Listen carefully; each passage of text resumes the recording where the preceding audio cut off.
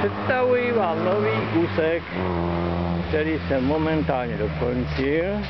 Takže tady máme hezky zase tradičně mezi stromama.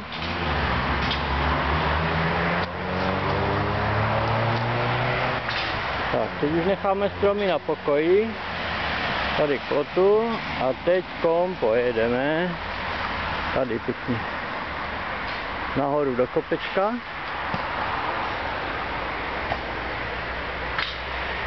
Tady jdeme už dolů, serpentinka, stáčíme se tu a teď zase hezky do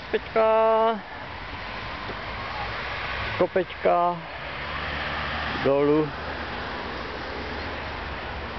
a teď se vrátíme kolem té hromady a tady jako tradičně už jsou zvyklí z offroadu malý retardérek, aby to tady nebylo rychlý.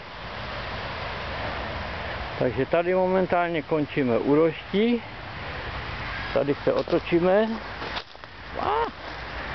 a jedeme zase zpátky. A aby to nebylo opět rychle, tak ten samý retardérek. No a tady už se vracíme zpátky na starou trať mezi ty dva stromy, mezi který se Pavlík Bortlu nemohl trefit. Tak Pavlíku, jo, takhle a mezi stromy, jo. Hezky, tak a už jsme venku a na normální trať. Konec.